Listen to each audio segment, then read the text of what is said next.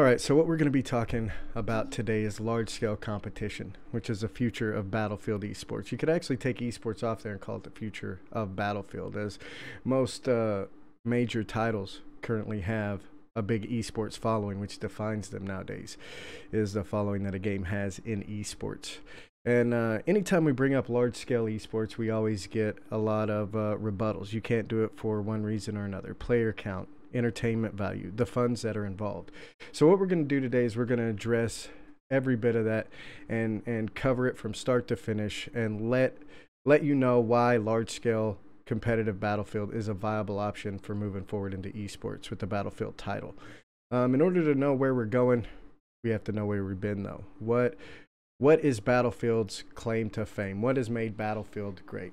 Well, from the very beginning, Battlefield 1942 and 2002, it introduced player counts and combined arms, a rock, paper, scissors, the foundation of Battlefield, what everybody loves about Battlefield, which is infantry, armor, and tanks. In 2005, they introduced Battlefield 2, which brought in squads and commander mode, which in turn gave us our teamwork, which is one of the other major components that's Battlefield's claim to fame. In an interview in 2007 with Lars Gustafsson, he said he was asked what defines Battlefield as a game. He said freedom, the rock, paper, scissors, community, and staying true to the vision. A couple of keywords that defines the game. I would say freedom is definitely one of them. Rock, paper, scissors is what we always bring up. There's always a countermeasure. There's not a super weapon. There's always a countermeasure against it. And how the community have been able to see this through the years. I think we've stayed true to the focus we had already back in 1942. So now that we know what we're working with, we, like any other title, Battlefield decided to jump into esports. Now, most of the time when people think about Battlefield and esports, they instantly go to, 2014, 2015 ESL One Spring Finals, the big production they did with ESL there. What a lot of people don't know is Battlefield actually jumped into esports before that. And a lot of people will tell us, well, the reason Battlefield has never worked on a 5v5 setting is because it never got enough promotion or enough backing. So let's take a look at the history of Battlefield in esports. Battlefield first jumped into esports in Battlefield 2 back in 2006. Total prize pool was $79,000, which dwarfed Call of Duty, which was $31,000. They were rank 11 overall for competitive games at the time, and for the first time in the history of Battlefield, they beat Call of Duty. They were ranked 11, Call of Duty was ranked 20. Now we look at the very next year, 2007, and that number dropped significantly by over $60,000 to $6,514 was the total prize pool, and they dropped in rank down to 42. Where COD dropped slightly in rank to 23, but they were still above Battlefield. So you can see back in 2006, it got proper support and proper funding to get up there, whether it be community or publishers, either way. But something happened. There was either not enough viewers or not enough interest in the game, and it plummeted the very next year. So we fast forward a few years, and Battlefield has put a little money in here and there between Battlefield 2142, Battlefield Hardline, a little bit in Battlefield 3, but not very much. Their next big push into esports was in 2014, where they had a total prize pool of $128,000. Well, at this time, Call of Duty had been very active in esports, and they're up to $1 million prize pools, and that just kept growing. In 2014, Battlefield jumps back up to number 15 in overall ranking for esports games. But then again, as the years went on, they continued to drop in overall ranking. Again, either the viewers, the players, something wasn't there that allowed them to continue to grow. A lot of people, again, will say it was proper backing or promotion. But in 2014, they had a huge production value. They had a LAN event, big shoutcasters. It was broadcast.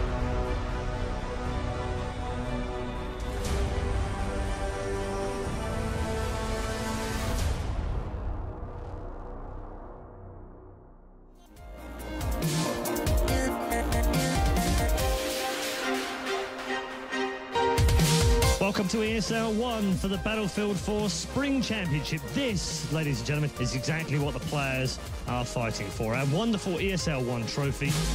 Time now for our first match of the day. It's going to be a big one. Fnatic almost getting wiped out here, only having Unfixed and Valor alive. And look at a couple of respawns. Valor picks up one, looking for that second man, and actually will take him down as well. Wow. That's typical Valor. Huge. That's what we see out of him every time. He knows this player's here. Perfect position from Sneaky. Oh, he gets the knife as well. Sneaky's name will do the first shot, follows up with a great kill towards safe. They have to do something brilliant. I think it's too little too late. Dignitas, they've done the job. If it would have been a viable esport, it would have gained traction like every other game. Sponsors would have came in to help support it, and we'll get into the funding there. But obviously, there was something not there in order to pick up more sponsors to continue pushing Battlefield esports. So why didn't it work? Why did Battlefield not make it to an esport, despite doing the same thing that Call of Duty and the other games at the time were doing as far as player counts and how it was presented to the esports community? Well, before we get into that, we have to know what exactly makes an esport. What does a game have to become an esport? Now, there is no organization or company or committee that decides what makes a game an esport. So in order to find out what makes a game an esport, we went through a ton of articles and took cues from the experts in esports. And one of those, one of my favorite figures in esports is Paul Red Eye Chalnor. And in an interview in 2018, he was asked, what does a game have to become an esport? And he answered with three things. He said it has to be competitive, it has to have community, and it has to have the ability for organizers to run tournaments for it, to run events. I just think that we shouldn't rule any game out. If it's competitive, it has a community, and has the ability for organizers to run tournaments for it. So he laid out three right there, which was competition, community, and the ability to run events, accessibility and entertainment. Additionally, somebody that actually works for EA and DICE, Spencer Owen, also a Sunday's Times best-selling author. He's also a European football commentator and an esports host. In 2018 at the FIFA eWorld Cup done by EA, at the finals there, he was asked, what are the biggest issues publishers face when entering into esports? And he replied with, esports and the games themselves are both very different. The reason one works is not the same as another. He said there is no golden formula when it comes to a game becoming an esports. He went on to say that it has a lot to do with accessibility and entertainment. So we compiled a list of everything that each one of these articles and professionals in the esports industry had in common when they were asked what it takes to make an esports. And that's what you're looking at here. The four things that a game has to have in order to become an esport. Competition. Battlefield obviously has that. Two teams pitted against each other with a victor at the end. The second one is the player base. Do they have the numbers? Do the players have personality? The teams, do they have personality? And is the community welcoming? Well, Battlefield has all of those. We have big numbers when it comes to player base. The personality of the players and teams, we at the Hardcore League have seen amazing sportsmanship and professionalism coming from our teams, and we have the best community in the world, hands down, and it's a very welcoming community across the board, not just in the competitive community, but the casual community, the content creation community. They all work together. We have a very welcoming community. The next one is accessibility and entertainment. Is it easy to understand? Is it easy to play? Does it have upset potential? And is it fun? Battlefield has all of these. Some people argue about the entertainment value, but we're going to get into that as we move forward. Now, proper funding. Does Battlefield have proper funding? We saw that it has in the past got the proper funding that it needed to be a potential esport. It just didn't gain traction. So why is it? What's the problem? Why has Battlefield not made it? It's easy. Battlefield is the only game out of every major esport that changes the base game, that changes what the players that pick up Battlefield view and experience when they see esports. They change it, which results in a 75% loss of your player base. And that also means you take a huge hit to your viewers, because people aren't watching the game that they're going to go home and they're going to play that night. They're watching something different. And that is why Battlefield has failed moving forward into an esport on the 5v5 setting. And how do we know this? How do we know that you're losing 75% of your player base. Well, what we did was we took the top 50 players based on their score, based on overall score in every single class: assault, medic, support, recon, tanks, and planes. And as you can look on that top graph, they all spend about the same amount of time in these different classes. It's pretty averaged out. Now, if you take the tanks and planes, which is what Battlefield cuts out when they try to go into esports, and you combine those together, you can see players spend almost double the amount of time in vehicles over infantry. So that is where you're losing your players and your viewers, is because, again, they're seeing something that isn't what they're playing. That's not the same experience they get when they fire up their game and they jump into a match. So what's the solution? How do we fix this? It's easy. Give large scale a chance. Get back to the roots of Battlefield. Continue to push the envelope. Capitalize on your full player base and pioneer a new era of esports. Battlefield has all the magic ingredients. They just got to apply them. Now, let's say that you think the information I've given you is accurate and it's a possibility. There's obviously going to be some hurdles that we're going to face. And what are those hurdles, or what do people say those hurdles are? Because we found out by experience that not all the hurdles that people think we have to overcome are actually there. So let's take a look at those. The first one we hear all the time when we bring up large scale is players. You know, you're going to have no-shows. They're going to be hard to organize. Players aren't going to be interested in competing. And the management of large teams is going to be too difficult for organizations to do. The second one we always hear about is entertainment. It's too chaotic. There's too many players on the field. You're not going to see clutch moments. It's hard to understand. With those many players, viewers aren't going to relate to a certain player because there are so many. So they're not going to be able to pick favorites. And finally, funding. Prize pools, travel accommodations, sponsors, LAN events. These are the problems that we often hear when we talk about large scale and why it can't be accomplished. So we're going to address each one of those individually. The first one we're going to address is the players. Now, keep in mind, these statistics right here are purely from the Hardcore League. They don't account other leagues, community members that would be interested in large scale competitive Battlefield. And this number also doesn't reflect entities that are just now getting into esports and Battlefield, like the United States Army, who just recently fired up a new esports division, and we had the opportunity to talk to the guy running the Battlefield side of it, and they share our vision for large-scale Battlefield on the esports scene, and they're excited to compete. So here at the Hardcore League, we have about 3,474 members, 150 teams. We've played over 1,000 matches. 70% of those were 16v16, and out of those 1,000 matches, only 2 of them didn't go through. One of them was due to players not being able to bring enough, and the other one was server settings on our part. And nearly 3,000 hours of competitive match time has been put in. So the players are there. They're going to show up. Obviously, 150 teams are able to organize these players and get them in there. And again, this doesn't account for other leagues and other entities that would be interested in jumping into large-scale esports, should it be the front runner for Battlefield to put out there. So the next thing that we're going to address is number 2 on the list, which is entertainment value.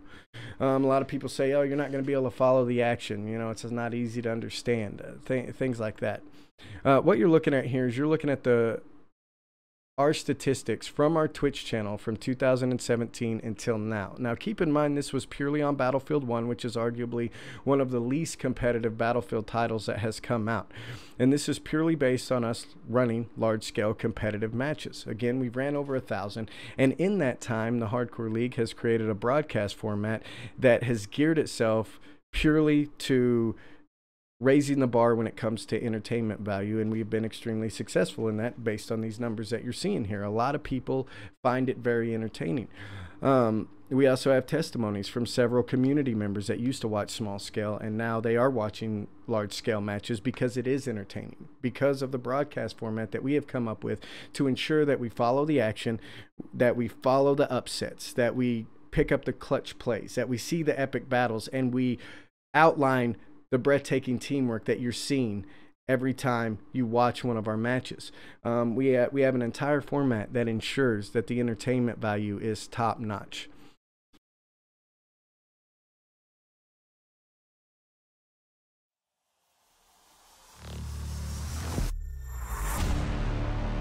right, ladies and gentlemen, welcome to the Hardcore League. Welcome to the stream. Ooh, we have a tank battle right here. We have a light tank going up against this land ship. Polar anti-hero hoping to do lots of damage. Oh, he's just lighting that thing up. Oh, and a plane's gonna come in and drop. Oh, and drop bombs, and that will go down. SCB American dropping some bombs on Xenome Atlas and Deadly Cammy. Beautiful teamwork. Goes down. That's what CT needed, ladies and gentlemen. Look, their backfield is cleared, and they're making a heavy push up. A heavy, heavy push. Oh my God, this is impressive. Look across the board. Just look across it, ladies and gentlemen. CT coming back in great fashion with the 3-cap. A tank battle, yeah. Where do you see this go down, right? Two tanks going head to head, and they're playing it smart. The two PT tanks are focusing on the one, and look at that coordinated smoke pop. But we've also got your boy Osama putting in hits on Jacko at the moment, so they are, you know, it's just really brilliant to see. He's right above him. Oh, and they're both going to hit the brakes. They're going to be side by side, ladies and gentlemen, right on top of each other. Two great pilots. In fact, Fluffy's just going to land on him and take him out with the tire. Oh, can he get it? Can he get it? He gets the 4, man.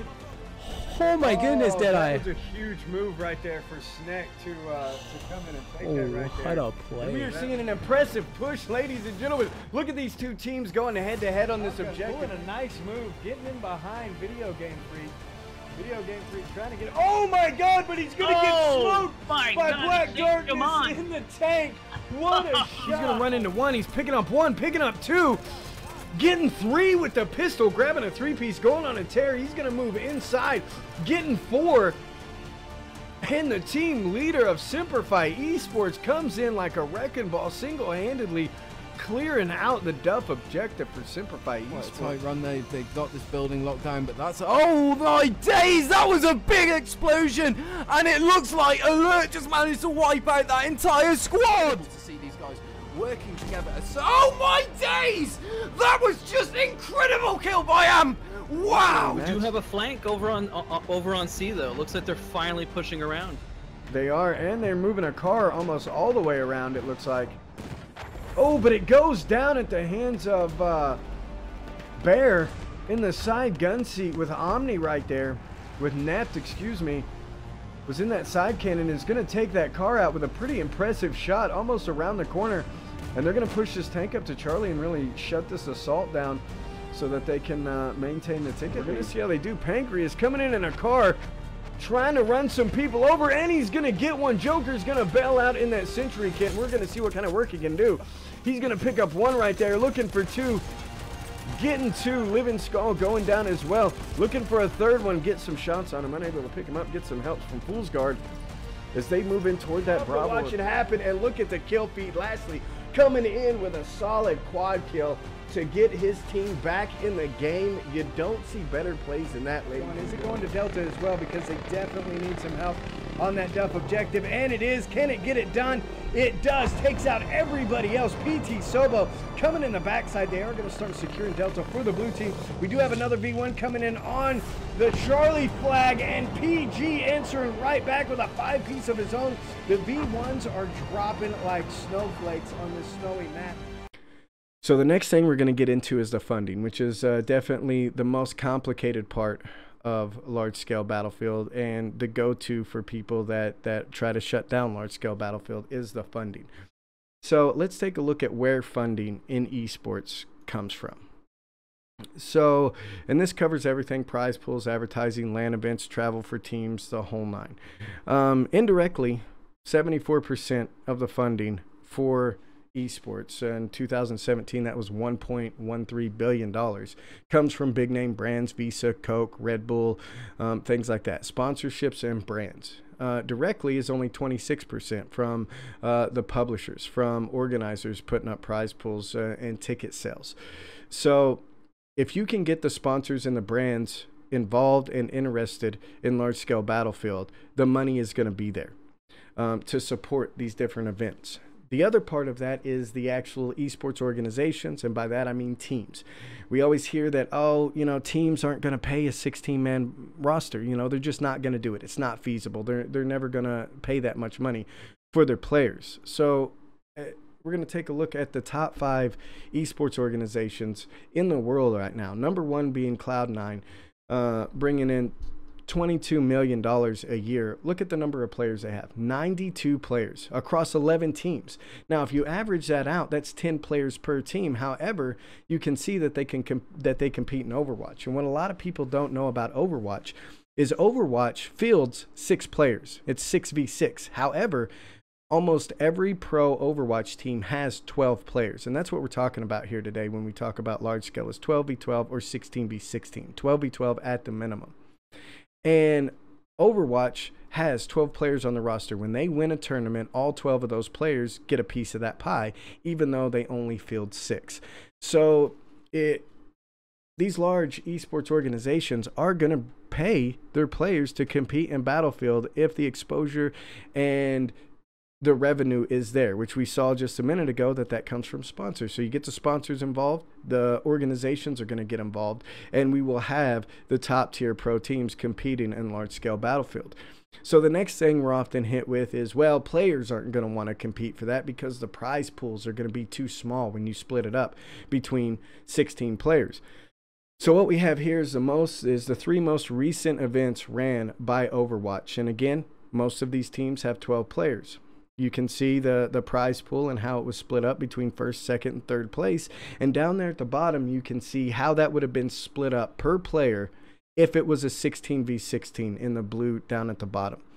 So let's take a look at the Overwatch 2018 Season 1 regular. The first place prize in that is $18K, and that's for one event. Now, Drunksy, a.k.a. Florian, one of the EA employees, number 3 on the list for the most prize money earned in Battlefield when he competed in Battlefield 4, only earned $17,000 between 2013 and 2015.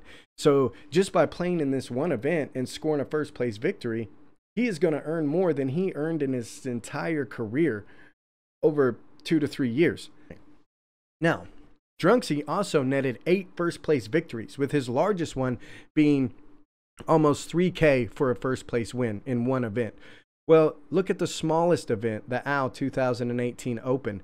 That's pretty much a second-place victory to earn as much as he earned in any of his first-place victories. So the players are going to show up for these events because they're going to be getting prize money that's on par with the rest of esports. So where is esports going, and what part does Battlefield play in it, and what can Battlefield bring to the table? Well, esports here you can see is growing immensely. They've recently they're going to in 2021 be bigger than the MLB and approaching the NFL. You can see they're going to have $1.6 million in revenue 2021. Plus, you have major sports industries getting into esports. The NFL has a Madden NFL Cup 2017. NBA has the NBA 2K League, and the MLS has the EMLS Cup for soccer, which these organizations put considerable amount of money into and create teams and help push these events. So the esports industry is growing at an extremely fast pace. So what is Battlefield bringing to the table to get a piece of that pie? Well, it brings a lot to the table. The main thing it brings is combined arms, your infantry, your armor, and your air. So infantry games are wildly popular on esports. We see those: Call of Duty, Halo, Counter-Strike, PUBG, Fortnite, all very popular games, infantry-based shooters. World of Tanks is number 10 currently on the top 10 list of esports games, which Battlefield has that as well.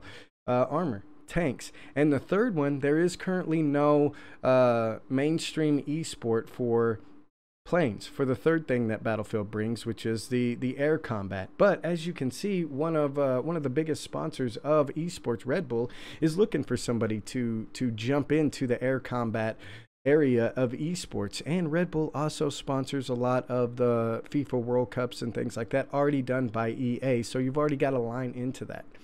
The other thing that Battlefield brings to the table is upsets like never seen before, just due to the sheer player count and all of the assets that are brought to the battlefield in the form of infantry, armor, and tanks. There's so many different ways a team can win. One team may have superior armor, one team may have superior air, and it comes down to which team prepared better to counteract their weak spots and attack their enemy strengths. So there is so much room for upsets. The other one is a new demographic. By jumping into Battlefield large scale, you're going to be tapping into a new demographic of players that otherwise wouldn't have been able to jump into esports or think that they can't. Because currently, pro players spend about 12 to 14 hours a day practicing their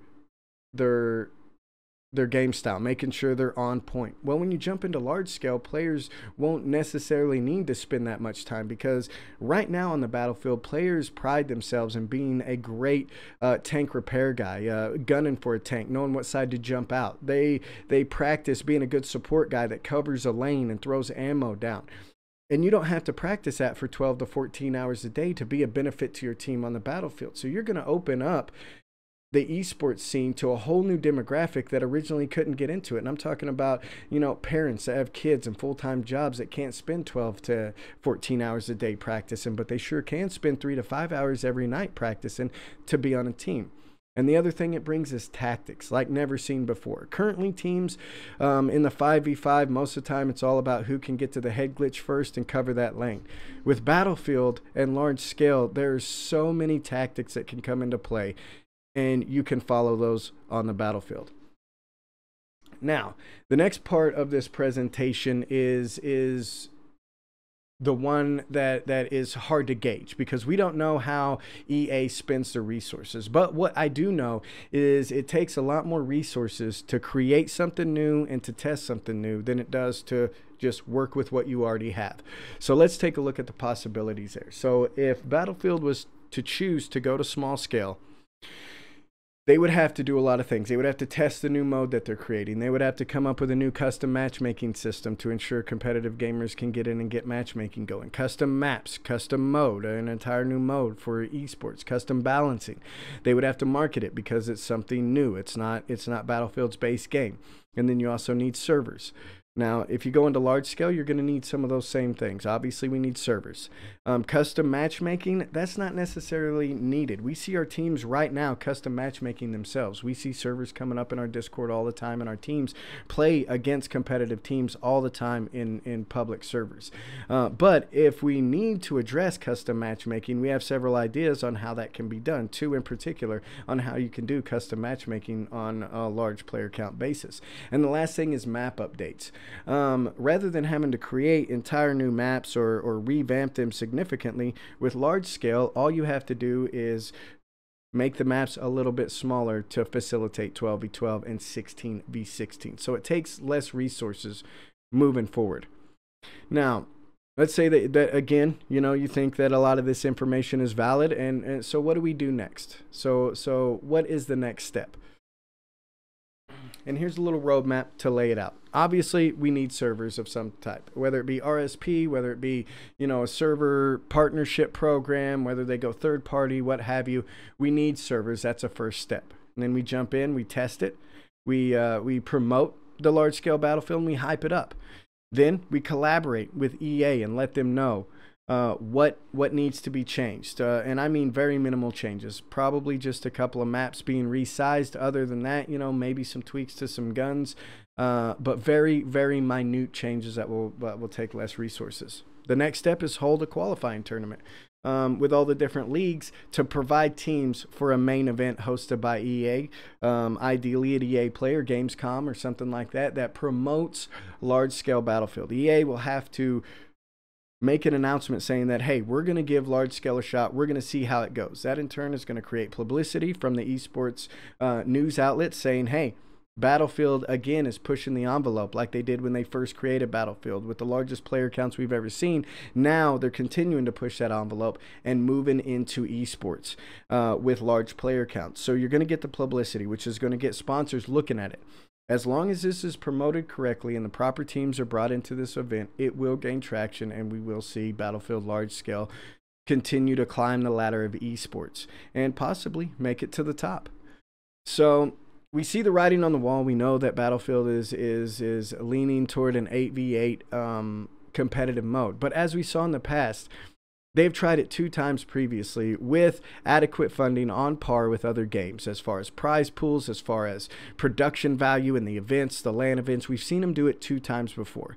If you don't study the past, you're doomed to repeat it, and that is what is about to happen for the 3rd time. We're about to see Battlefield try to step into the esports industry with a small player count, and it's going to flounder out once again. It will be the 3rd time that they've tried it. So we want to see large-scale esports take the main stage. We've proved that the players are there. We've proved that the entertainment value is there. All we need now is for EA to get behind it, for the players that naysay it to give it a shot. See if it is something that they think is viable once they see it in the wild, once they see it actually working on an event. So we just wanted to give you guys something to think about. Look it up. If you find anything wrong with this presentation, be sure to comment. Let me know. And again, we thank you for taking the time to watch this and spend some time learning about the possibility of large player count Battlefield as a viable esports option. If we continue to follow in the footsteps of those ahead of us, we are always going to find ourselves behind them. We don't need to do what other titles have done. We need to embrace what we have. Do what Battlefield does. Raise the bar, push the envelope, set the tone, and take the stage.